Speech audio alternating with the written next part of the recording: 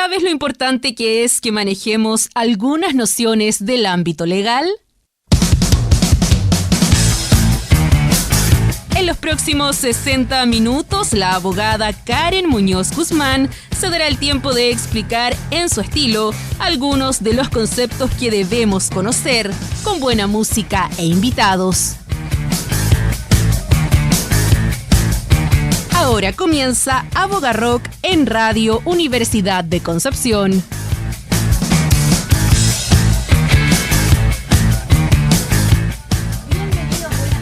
¿Cómo están? Bienvenidos a quienes vienen de vuelta de las vacaciones y a quienes las empiezan, porque con esto de los colegios y todo, hay gente que volvió esta semana a las clases y a toda la vida normal y hay otros que salen recién. Pero quienes no estamos de vacaciones somos nosotros, la noticia y el quehacer nacional e internacional, porque estamos viviendo en una época llena de transformaciones y la democracia es una de ellas. Durante décadas parecía el modelo consolidado, ¿cierto? Era algo que teníamos ganado, pero enfrenta nuevos desafíos. Desconfianza en las instituciones, polarización política, desinformación, etcétera. Y Chile no está ajeno a eso. Vamos a hablar de eso. ¿Está en crisis la democracia? Bienvenidos, soy Karen Muñoz y esto es Abogarrock.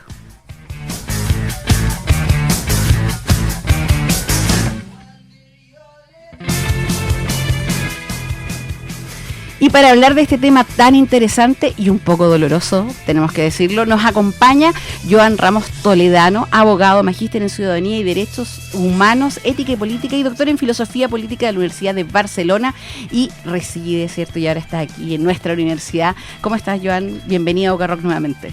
Buenas tardes, Karen, muchas gracias. Muy feliz de estar aquí, como siempre. Gracias por venir y hablar de este tema tan interesante, ¿cierto? Y que surge, digámoslo, por informes. Hay diversos informes internacionales que muestran una tendencia preocupante. Yo cuando lo vi dije, oh my God, ¿cómo puede ser esto? La democracia atraviesa uno de esos momentos más complejos de las últimas décadas.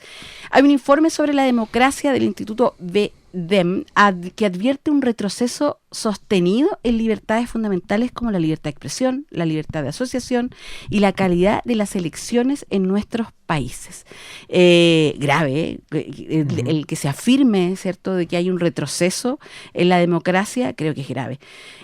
Aunque América Latina sigue siendo una de las regiones más democráticas del mundo, se enfrenta igual a procesos de polarización, lo hemos vivido, ¿cierto?, debilitamiento institucional y pérdida de la confianza ciudadana. Chile sigue siendo clasificado como una democracia, ¿cierto?, buena, liberal, pero igual tiene muchos desafíos comunes con otras democracias. Y eso es lo que queremos que hablemos hoy, de este informe, de este retroceso. Por ejemplo, cuando hablamos de democracia, hablamos solo de votar cada cierto tiempo, porque para algunas personas es como eso. Pues la democracia, que votamos cuando hay elecciones. Fin. ¿O es algo más amplio en realidad? La verdad, creo que la democracia que tenemos es eso, principalmente, pero no debería ser eso. En estudios sobre democracia hay un punto de partida bastante claro, y es que la democracia es siempre un proceso inacabado, por definición, porque la democracia es una manera de vivir en sociedad, es una decisión consciente de la sociedad sobre cómo tomar las decisiones. Por lo tanto, votar cada 4 años debería ser un requisito indispensable, cada 4, cada 5, cada 3, da lo mismo, pero las elecciones generales, representativas, con derecho a voto para todas las personas, independientemente de su raza, su nacionalidad, su etnia, su religión. Pero la democracia no puede ser solamente eso. Eso tiene un nombre en la academia, es democracia procedimental, en la que todo lo que hacemos es cumplir con un procedimiento concreto. Y si cumplimos con esas reglas y ese procedimiento, ya tenemos democracia. Ahora bien, no hace falta irnos hace 2000 años, pero los griegos acuñaron ese término de democracia porque demos significaba pueblo y kratia significaba poder. El poder para el pueblo. Que la gente que nos está escuchando se pregunte, ¿yo tengo poder de decisión en las políticas públicas del país, de mi municipalidad, de la comuna en la que resido, de la región o del país? Probablemente muy poca. Y ahí eso nos indica que nuestra democracia es insuficiente. Puede avanzar muchísimo. Uh-huh. Y en relación a lo mismo, ¿cómo distinguimos entonces cuando una democracia es sana o comienza a deteriorarse? Eso es una pregunta que solo esa pregunta nos llevaría todo el programa. Pero creo que hay ciertos indicadores que hay uno yo creo que es perceptible en la mayoría de países latinoamericanos, europeos, desde luego, en Norteamérica, en Asia, que es la polarización. Una polarización extrema, porque la política, por definición, obviamente lleva una contraposición de ideas, pero no es lo mismo contraponer que tratar de imponer. Si nos fijamos, por ejemplo, en Chile, que es el ejemplo más cercano que tenemos, por primera vez en la historia de este país pasamos de unas elecciones y en las siguientes en dos posturas políticas completamente opuestas y además bastante extremas en sus posiciones. No lo digo porque sean extremismos malos o porque el irse hacia un extremo esté mal. La posición política es la posición política y es legítima como tal. Pero cuando se empieza a deslegitimar al contrario, nos recordarán mucha gente, el Chile se cae a pedazos, o yo que vengo de España, España está ingobernable, esto es un desastre. Ese tipo de... Incluso en España, por ejemplo, se va mucho más allá, es más peligroso. Se habla de gobierno ilegítimo, se habla de alguien que ocupa lo que aquí sería el Palacio de la Moneda, la Moncloa. Esos discursos son muy peligrosos porque están quebrando la democracia. Oiga, las reglas del juego son las siguientes. Nosotros decidimos, aunque nuestra democracia sea imperfecta y procedimental, lo que decidimos es que cada 4 años legitimamos a una persona o a un parlamento para que nos gobierne. Si ponemos eso en duda, está bien, cambiamos las reglas del juego, hagamos una nueva constitución, decidamos de nuevo, pero no se pueden cambiar a medio camino y no solo por una cuestión ética o moral, sino por una cuestión de estabilidad, porque la gente, la expectativa que tiene, la política, el ejército, las instituciones económicas, es de que esto siga funcionando así. Cuando nos acercamos a la deslegitimación de lo que ahora existe, la democracia se puede ver en graves riesgos. Mira, algo de lo dijiste de la representación. A veces siento que la gente como que no relaciona el votar por alguien con estar representado necesariamente. Yo me acuerdo cuando estaba en clase hace ya muchos años y de repente uno, no sé, o no estaba de acuerdo con algo y el profesor nos decía, bueno, hable con su legislador preferido o vote y siempre el mensaje era, claro, uno ve qué es lo que dice ese diputado, ese parlamentario, quien sea, que propone y yo debería votar por eso y después se traduce en que eso es una política, ¿cierto? Es una ley, etcétera. Pero muchas veces no ocurre, o está la sensación de que eso no pasa y votan por quien le cae mejor y no necesariamente con quién va a poner en práctica. Y eso tiene que ver con una crisis de representación. ¿Qué significa eso realmente? ¿Por qué llegamos a eso? ¿Por qué pasa? Mira, parto por una idea porque has hecho una conexión magnífica y que es cómo se nos educa a los abogados, que es básicamente las fuentes formales del derecho. Claro. Las fuentes formales es de dónde surge esa norma, ¿no? Esa ley, bueno, la aprueba el Congreso, la Cámara, el Parlamento que tenga cada país, ¿no? Estamos de acuerdo, o el presidente, el gobierno, si tiene esas facultades. Ahora bien, que formalmente provenga de ahí no significa que materialmente sea una decisión soberana. Me explico. Hubo en Chile una subida muy radical y muy brusca del precio de la benzina. Sí. Porque se decidió, y es una opción legítima, además de un gobierno legítimo, no aplicar el MEPCO. Está bien. Ahora bien, si aceptáramos que eso, como hay un gobierno que representa a los chilenos y las chilenas y ha tomado esa decisión, es la voluntad popular, equivaldría a un absurdo que es que la mayoría de chilenos y chilenas decidieron o estaban de acuerdo con esa subida. No es cierto. Entonces hay que distinguir muy bien entre lo que son las decisiones que formalmente se adoptan de manera democrática, y ahí no hay ninguna discusión, a materialmente de dónde viene esa decisión. Chile, como cualquier otro país, no tiene una soberanía absoluta. Creo que esto en algún momento lo hemos conversado. ¿Por qué? O por lo menos yo lo he conversado con otra gente. ¿Por qué en el sur de este país, que además los chilenos y chilenas aman la naturaleza y tienen un país extraordinario a nivel de naturaleza, ¿por qué hay empresas canadienses y estadounidenses deforestando el sur de Chile? No es una decisión, ni siquiera probablemente a los gobiernos que ha tenido este país, desde la primera Bachelet hasta Kast, no les ha parecido extremadamente bien, pero quizá no hay mucho a lo que oponerse o no tienen mucha capacidad de oposición. ¿Por qué? Porque son empresas hiperpoderosas, con gobiernos muy poderosos, contra los que uno a veces tiene que negociar. Entonces, la crisis de representación no es solo de representación, es una crisis de la democracia. Cuando tú percibes, porque es una realidad, que lo que tú desearías o lo que tú quieres, lo que tú deseas que tus políticos lleven a cabo, no solo no lo puedes hacer tú, sino que ninguna parte del arco parlamentario o de las candidaturas que se presentan lo pueden hacer o lo van a hacer, tú dejas de confiar en la democracia y dices, bueno, entonces, como me comentabas antes, ¿no? Por ejemplo, con lo del Mundial y la FIFA, que está amañado y demás, se habla mucho de eso. Oye, dijo el DT de Egipto, que en realidad era para beneficiar a Messi y está todo arreglado. Puede ser cierto, ¿no? Pero en todo caso en un Mundial nos da más igual, no es algo que afecte tan a la vida diaria de las personas, pero efectivamente cuando tú detectas que hay ciertas decisiones políticas que no se pueden adoptar o cancelar democráticamente, descubres que hay una parte del ejercicio de poder que escapa a tus manos, incluso en una democracia. Y la democracia sigue siendo, por eso te mencionaba lo de procedimental. Los procedimientos son los mismos. Votamos igualmente a Boric, a Kast, a Bachelet, a quien sea. Pero a la hora de tomar decisiones, quienes están decidiendo son otros. Se decide en otras instancias. Esto se habla de una pérdida de soberanía de los estados y hay una soberanía compartida. Ya no es solo Chile. Chile tiene que negociar con empresas, con Estados Unidos, con países de alrededor. Con estos poderes supranacionales. Claro, exacto. ¿Qué es lo que pasó con el famoso cable chino? Y en Europa es un ejemplo paradigmático porque la Unión Europea legalmente y literalmente tiene competencias que le ha sustraído con la voluntad de los estados, pero a los estados. En cambio, nosotros como ciudadanos europeos no tenemos apenas incidencia en la política europea, porque la Unión Europea es una institución muy poco democrática. Tiene tres grandes patas: el Consejo, la Comisión y el Parlamento. El que menos poder tiene es el Parlamento y es el único que se vota también cada 4 años. Puro procedimiento. Lamentable. Y bueno, a propósito de lo mismo, ¿cierto? Hay una desconfianza, hablábamos de la FIFA, también el mismo universo y todo, pero lo terrible son las instituciones del Estado. Yo te comentaba, ¿cierto?, que uno empezaba a ver en las noticias en Chile antes del estallido como iban cayendo la confianza en las instituciones de a poco. Antes, de hecho, como abogados, yo creo que yo defendía mucho el Poder Judicial antes de todas estas cosas, porque uno decía, no, que el Poder Judicial es independiente y como que ese no va a caer.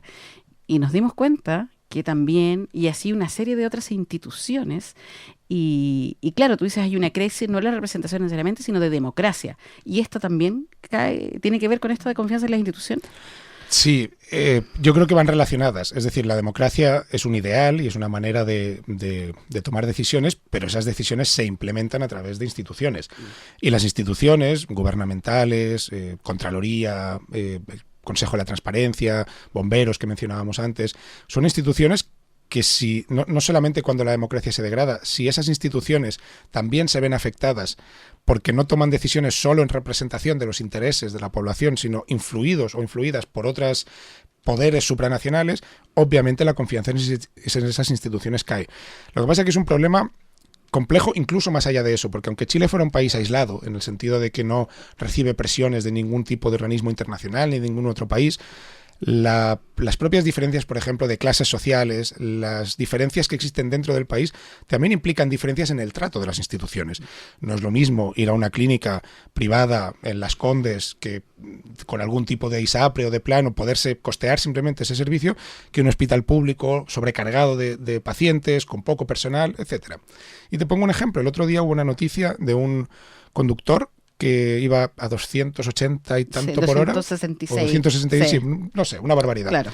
Le pillaron, fue que tuvieron que llevarlo obviamente ante un juez o una jueza, creo que era. Quedó en libertad sin ningún tipo de medida, ni siquiera le quitaron el carnet de conducir. Sí. Entonces, es un ejemplo, ¿no? Yo no me gusta hacer de la anécdota norma, pero eso genera mucha desconfianza en las instituciones, porque uno piensa, oye, hay una expresión en España, lo dijo el Tribunal Supremo hace muchos años de España, dijo, el Código Penal español está hecho para el robagallinas, es decir, castiga mucho más el pequeño hurto, el pequeño tráfico de estupefacientes, que no genera una gran inseguridad, pero una persona a más de 250 kilómetros por hora por una autopista chilena o de cualquier país, es un grave riesgo para la seguridad. Y ahí se notan las diferencias de clase, de contactos, de poder, ese poder simbólico que eso en lo formal como abogados nunca nos han enseñado eso. Eso aparece, eso lo enseñan en la sociología, en la antropología. Entonces, la gente lo percibe, la gente no es tonta. Lo sabe y dice, ¿y yo por qué voy a confiar en un país que no se hace lo que yo quiero, que en Penco están reclamando contra la explotación de tierras raras?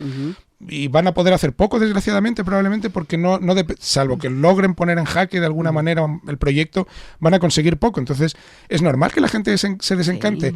Ya consultas ciudadanas, sí, sistemas de gobernanza, pero a la hora de la verdad, cuando una empresa ve una opción de negocio, se lanza por ello, se le abren todas las puertas. Cuando uno tiene un problema social, digamos, registro social de hogares, pedir acá un bono por el otro lado, es lógico que genere desconfianza. Y es lógico lo que decías tú antes, que la gente diga, ¿sabes ¿sabes qué? Me da lo mismo. Yo mañana me tengo que levantar a trabajar. Y ese levantarse a trabajar no es solo ir a trabajar, es levantarse a sobrevivir, a ganarse el pan para alimentar a sus hijos. A estar horas, no, sacrificar el tiempo de la familia, ganar poco, tener poco tiempo de esparcimiento, tú dices sobrevivir. Es sobrevivir.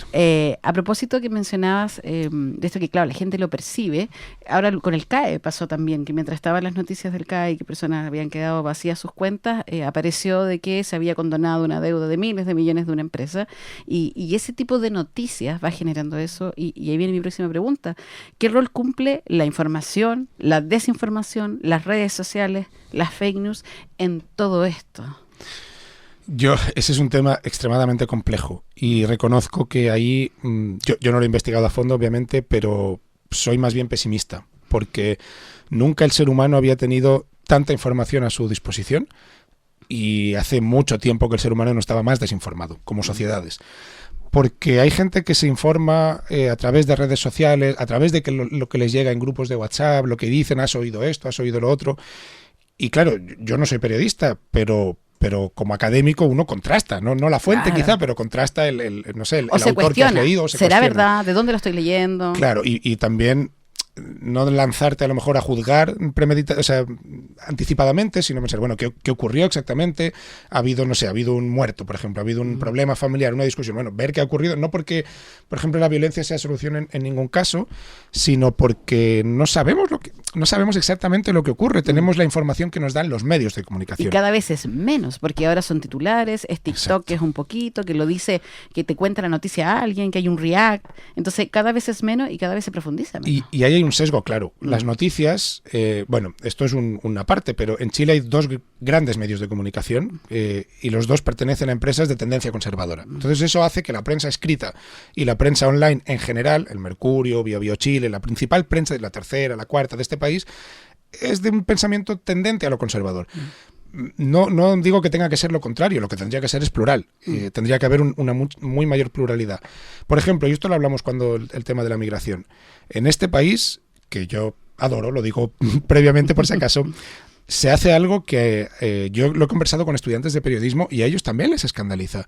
Y es que se menciona la nacionalidad de determinadas personas con determinados delitos, no de otras. Yo no veo titulares de alemán roba en Pucón, español pega a su polola no sé dónde. Claro. Pero uno sí lo ve, por ejemplo, con venezolanos y con colombianos. Sí. Y para el que no se cuestiona eso, ni decíamos antes, uno sale a sobrevivir. Uno no tiene por qué estar haciendo política en su cabeza todo el día. Es normal. Yo me dedico a esto, está bien. Pero la gente son médicos, son enfermeras. Claro, no hay tiempo, estás estresado, tienes otras cosas. Entonces, para esa gente, lo que le llega, eso es como publicidad subliminal. Eso la psicología lo tiene muy claro, lo tiene muy estudiado. Eso te genera una sensación de pánico, de miedo, de rechazo. Chutas, que no hago más que escuchar cuestiones sobre venezolanos y delincuencia. Claro, no te hablan del otro 99% que está tranquilamente en sus casas, trabajando en el país, sacando adelante el país, porque son un aporte neto económicamente. De eso no hay ninguna duda, eso no hace falta que lo discutamos. Pero lo que te decía antes, es normal que la gente piense esto. No le podemos achacar toda la responsabilidad a la gente.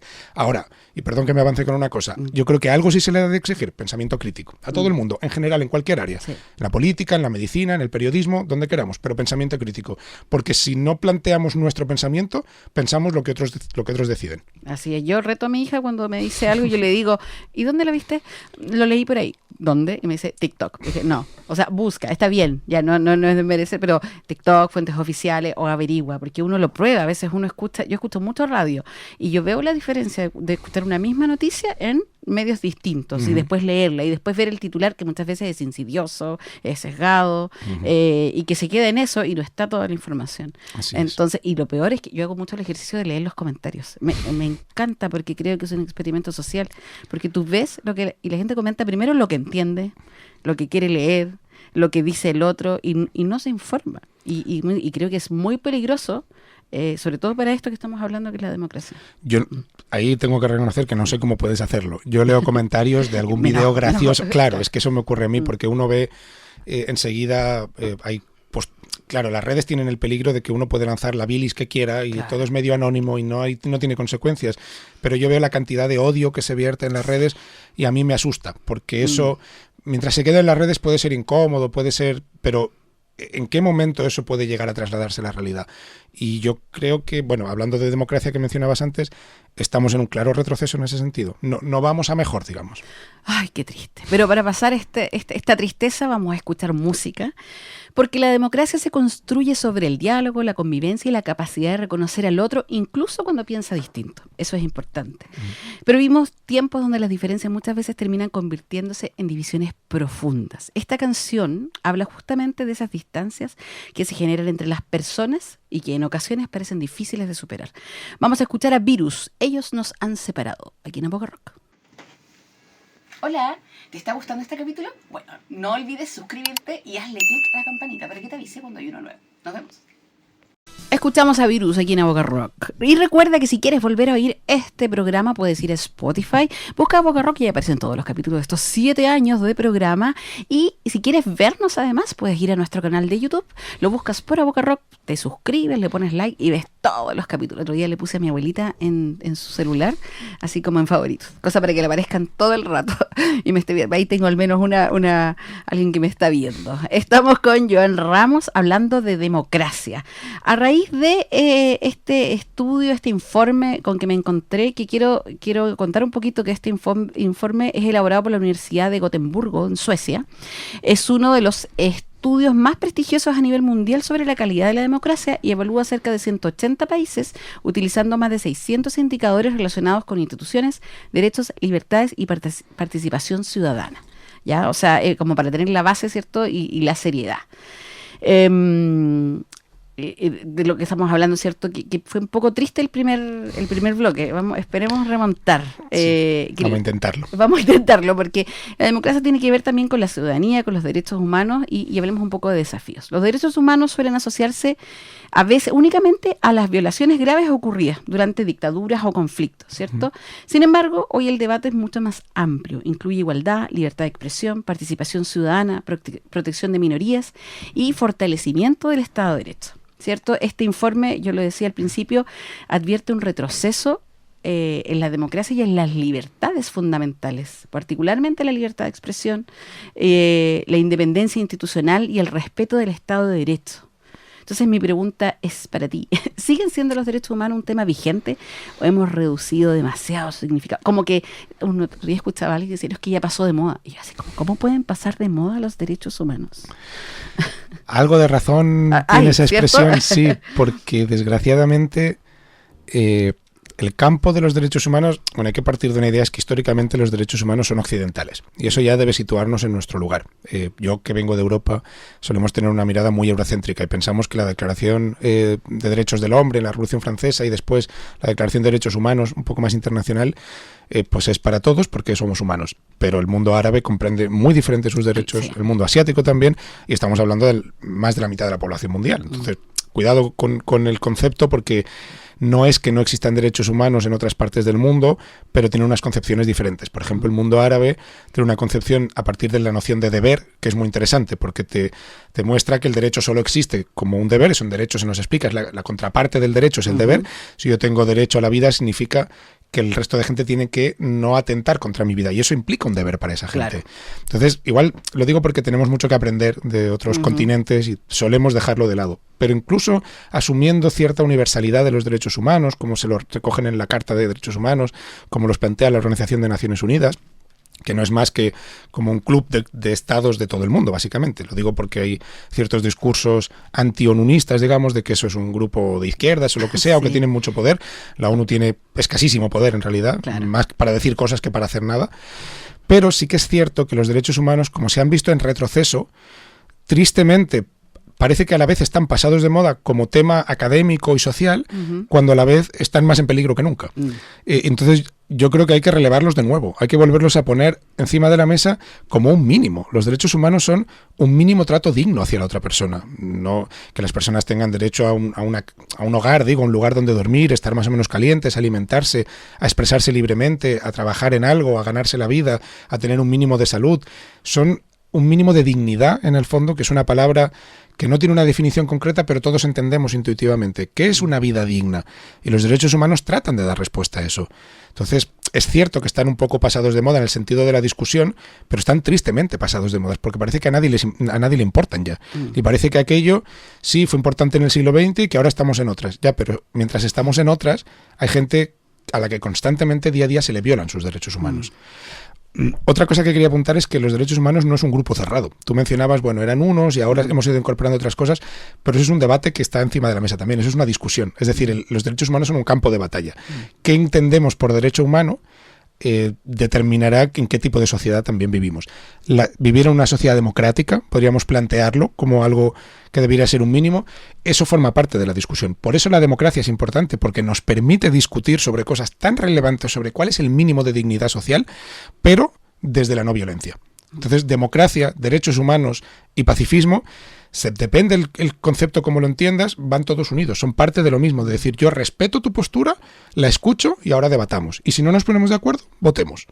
Qué lindo suena eso. Yo mismo te iba a preguntar la relación entre derechos humanos y democracia, precisamente porque muchas veces, a través de la democracia, del voto que comentábamos en el primer bloque, elegimos a personas que construyen cárceles en la cual los derechos humanos no se respetan. Y los mostramos como ejemplo al resto de los países de Latinoamérica, y los presidentes van a ver como un ejemplo, y uno dice, Dios mío, ¿qué pasa? Y te agarras la cabeza y dices, ¿qué está pasando? Y ahí uno dice cómo se debilitan un poco los derechos humanos. Eso debería hacernos pensar sobre lo débil que es nuestra democracia. No porque en lo procedimental no siga funcionando. Podemos seguir votando 3 siglos más cada 4 años. Pero si votamos determinadas candidaturas que pueden vaciar la democracia, pueden vaciar los derechos humanos, estoy pensando en un caso extremo como Bukele, por ejemplo, en esos casos sí, seguiremos votando, pero ¿a mí de qué me sirve votar una persona que no va a tratar de respetar ni un mínimo de derechos humanos? Sí, la democracia procedimentalmente seguirá funcionando, pero la democracia no era eso. O sea, el objetivo de la democracia, repito lo de antes, era que el poder estuviera en manos del pueblo. Que sea representativo no es una obligación. Ojo con esto. Hay un autor muy importante, Cornelius Castoriadis, que ya lo mencionaba en su momento y lo decía literalmente en un libro suyo. Él era economista, filósofo, abogado, y decía: a mí aún me han de explicar por qué hemos decidido que el modelo de democracia liberal representativo de los siglos, a partir de 1789, de la Revolución Francesa, es decir, finales del 18, 19 y 20, por qué ese ha de ser el modelo, cuando además hoy en día tenemos unas capacidades tecnológicas que Suiza las aplica para darle la voz a la gente de manera mucho más directa y mucho más constante. Entonces, parte del problema de representación, que es esta gente a la que yo voto no hace lo que yo esperaba, podemos transformar nuestro sistema de Estado, que está un poco anticuado, que pertenece a un modelo burgués del siglo XIX, y podemos avanzar hacia otra cosa. Podemos redistribuir no solo la riqueza, sino también el poder de decisión, y para eso está, por ejemplo, la academia en administración pública, en ciencia política, en derecho, en filosofía. Lo que pasa es que ahí yo te diría, va de la mano con una cada vez denostación de las humanidades y de lo que son las ciencias sociales, en beneficio de las ciencias naturales, que son fundamentales. Pero yo cuando me dicen esto, contesto, bueno, ya, pero la democracia no la inventó un químico. La inventaron filósofos. Qué buena respuesta, la voy a usar contra los científicos. Pero mira, respecto a lo que decíais y sobre una relación a Bukele, muchas veces la gente no entiende el concepto de derechos humanos. Tal vez puede ser eso, porque cuando tú decías cómo votan por alguien que vulnera o que no los respeta, es que también yo he escuchado mucho, o con este ejercicio de ver las redes sociales y los comentarios respecto de las garantías fundamentales que tiene alguien que está imputado de un delito, y la gente dice, ¿y qué pasa con mis derechos humanos? Es un discurso muy que la gente dice como, es que no me interesa que le respeten los de él, porque en el fondo él no respetó los míos. Entonces, ahí viene como consecuencia. Entonces, esas cárceles están bien. Y alguien como Bukele está bien. Es que yo creo que ahí hay una trampa conceptual en ese diálogo ficticio que has planteado, ¿no? Quien tiene que respetar tus derechos humanos no es tu vecino de al lado. O sea, también tiene que hacerlo, obviamente, pero escapa a tu poder que él lo haga o no. Es más, escapa al poder del Estado. Pongamos un ejemplo radical. Si yo tuviera ahora una pistola o un cuchillo en el bolsillo y yo lo saco y te disparo, aquí nadie ha podido hacer nada. Esto es un de repente y ocurrió. Claro. Ahora bien, cuando a una persona le roban, le agreden, etcétera, eso es triste, es condenable, y el Estado tiene esa función de protección. Estamos de acuerdo, porque el Estado es en lo que hemos depositado nuestro poder y nuestra confianza para que intermedie entre las personas. Lo que nunca puede hacer el Estado, y por eso es mucho más peligroso, no es lo mismo que a ti te roben o te agredan o lo que sea, que lo haga el Estado. Porque el Estado tiene un deber fundamental y sí tiene las capacidades. Tiene el monopolio de la violencia, es el único que está legitimado para ejercer la violencia. Si a mí me agreden, esa persona se le va a perseguir. Luego hay un juicio, pueden no encontrarle, pueden pasar 1000 cosas, estamos de acuerdo, pero el Estado le va a perseguir, le va a buscar carabineros, la Fiscalía le va a acusar y el juez le va a juzgar. Si a mí el Estado, haciendo uso de la legislación y el monopolio de la violencia, viola mis derechos humanos, eso es mucho más peligroso, porque yo no tengo a nadie a quien reclamar. ¿Qué le reclamo? ¿Al vecino de al lado? Entonces, el argumento de ese señor, a mí que me importan los derechos humanos de un ladrón si él no respetó los míos. Bueno, que respetemos el derecho humano y todo el procedimiento penal de esa persona respetando sus derechos humanos implica respetarlos para ti, porque no sabes cuándo te vas a ver en esa misma situación. Entonces, ese es un discurso tremendamente peligroso, porque nos hace pensar que entonces da absolutamente lo mismo, y cuando vemos la realidad es cuando nos toca. Cuando a uno lo detienen por decir algo que no debería, cuando a uno lo llevan al calabozo o le detienen carabineros o el Estado, pensemos en el pinochetismo, los desaparece, los tortura, los mutila, los asesina, ¿a quién le reclamas? Entonces ahí sí recordamos la democracia y sí pensamos en otros términos, pero entonces ya es tarde. Y ese es el peligro en el que estamos ahora. Las juventudes que tienden a cuestionar la democracia porque no da respuestas a sus necesidades, lo que no tienen en mente es todo lo que perderían, que ahora dan por hecho, si tuviéramos una situación dictatorial, autocrática, como lo queramos llamar. Y a propósito de eso misma, que es la seguridad, y que es un tema que se utilizó mucho en campaña, que se utiliza mucho, ¿cierto?, por quienes quieren ser elegidos. ¿Qué desafío enfrentan las democracias para proteger derechos sin debilitar la seguridad o la gobernabilidad? La pregunta con mí, trampa. A ver, sí, aquí ya, bueno, te lo decía antes, es una pregunta, no lo digo por ti en lo personal, pero que me molesta porque hace una correlación, casi una relación de causalidad entre derechos y democracia y seguridad y gobernabilidad. Y es como cuando, yo te lo comentaba en los debates para las elecciones presidenciales de Chile, en el mismo bloque se ponía migración y seguridad. Y digo, bueno, eso es un mensaje subliminal poderosísimo. Claro, se instala eso. Entonces, ojo, porque es más bien al contrario.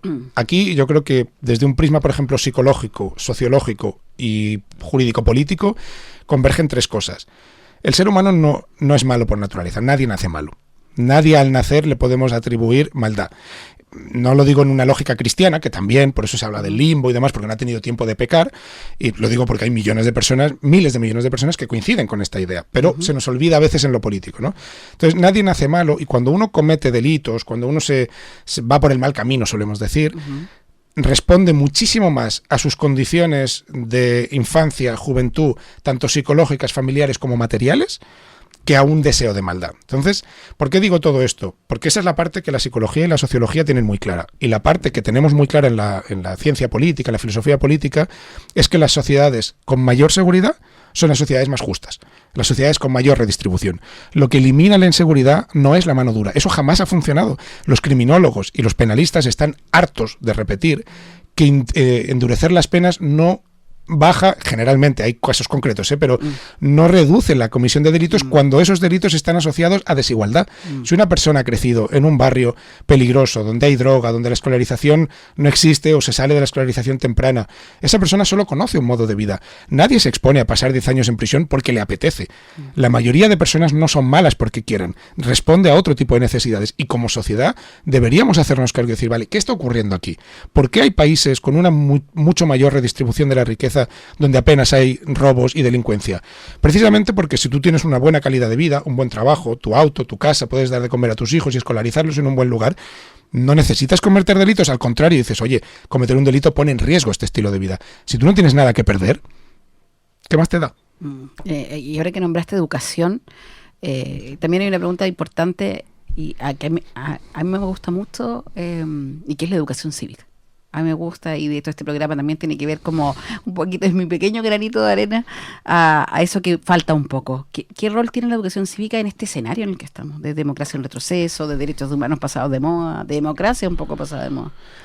Para mí ese es un tema fundamental. Yo no soy objetivo porque me dedico a la educación, soy profesor, pero yo me doy cuenta que en mis clases muchas veces trato de esto que estamos hablando ahora. No es el tema principal, pero trato de traerlo a colación. Además, no de manera desestructurada en este caso, porque una de las macrocompetencias de la Universidad de Concepción, de nuestra casa, es el pensamiento crítico. Entonces, a tu pregunta, digamos, yo creo que cada vez es más necesario que todas las disciplinas en las que formamos a nuestros jóvenes ahora mismo incorporen esa mirada. No basta con un conocimiento técnico. Yo no necesito solamente un arquitecto que sepa hacer bien un edificio, un abogado que sepa ir bien a un juicio, o un médico, un enfermero que sepan atender bien a un paciente. También necesito que tengan una conciencia cívica propia, porque no solo son un médico, un arquitecto y un enfermero, por ejemplo, también son ciudadanos, también votan, también van con auto, van a comprar, tienen vecinos migrantes, tienen vecinos chilenos, forman parte de la sociedad. Entonces nos hemos enfocado en una parte técnica, pero nadie les explica a nuestros estudiantes desde pequeñitos, miren, vivimos en democracia, el respeto es fundamental, y cuando se ha intentado hacer, ciertas voces políticas lo acusan de adoctrinamiento. Exacto. Eso, no me estaba saliendo la palabra, así que gracias, porque no sabía cómo... Sí, sobre todo de repente profesores de historia han visto noticias en que hoy no reclaman porque el profesor está adoctrinando. Muchas veces está enseñando. Y muy bien lo que tú dices, que las profesiones en general tienen que tener esa perspectiva, ¿cierto?, de que están insertos en una sociedad. Yo siempre digo, cuando digo, yo soy licenciada en Ciencias Jurídicas y Sociales, porque hay que entender, ¿cierto?, dónde estamos. Ahora, desde tu experiencia en Chile y España, ¿qué similitudes y diferencias observas en forma en que ambos países viven este debate democrático? Creo que hay una similitud muy básica, que es una desconfianza en las instituciones, una pérdida de valoración de lo que es la democracia y además una tendencia al extremismo, y en este caso extremismo de derechas. Y creo que hay que decirlo claro por una razón, no por el debate político de si uno es de izquierda o de derechas.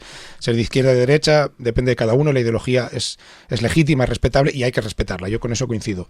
Pero creo que hay que poner cierta alerta en que nos estamos acercando a postulados que no hace ni un siglo que conocimos y que provocaron el mayor desastre provocado por la misma humanidad, quiero decir, humano jamás vivido, que fue el auge de los fascismos, incluido el nazismo, en Europa, y una Segunda Guerra Mundial que fue la más terrorífica que jamás hemos vivido. No hace ni 100 años de eso. Y hoy, a día de hoy, en este momento que estamos hablando, en Austria y en Alemania, la primera opción política de voto son directamente neonazis. Directamente, no hay. Los servicios secretos alemanes llevan años alertando del peligro que supone para la Constitución y la propia democracia el auge de esos partidos.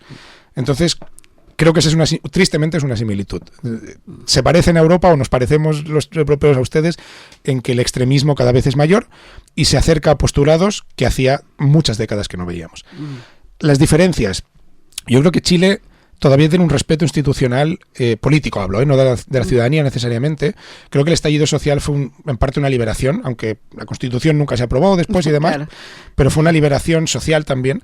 Se le demostró, digamos que la población se demostró a sí misma que podían pelear, que podían discutir, que podían poner en jaque al Estado, pero que no iban a romper la convivencia. Y eso fue muy importante. En cambio, yo creo que en España se está empezando a deslegitimar al contendiente político solo por ser contendiente político. Y creo que no son conscientes del peligro que supone eso. Lo mencionaba antes, cuando tú determinas que la oposición, tú estás en la oposición y el gobierno es ilegítimo, aunque haya ganado las elecciones legítimamente, ante un gobierno ilegítimo y que está destrozando el país, ¿cuál es la alternativa? Habrá gente que diga levantamiento militar, porque esta gente está destrozando el país. Hay que hacer lo que sea para y eso ya sabemos a dónde nos lleva, ya lo hemos vivido. España y Chile lo han vivido hace no tanto, estamos hablando de hace unas décadas. Lamentable tener esas similitudes. Sí. Oye, pero hablemos del futuro. 5 años, 10 años, no sé cuál será la medida razonable. ¿Qué desafíos son decisivos para la democracia? No solo en Chile, sino en general. Yo, sin quitarle importancia a otros temas, que hay muchos y muy relevantes, algo que nos va a poner en jaque a todas las sociedades del mundo, y ahí no va a haber diferencia de origen, de religión, de nada, va a ser la cuestión climática y la cuestión migratoria, que además van de la mano.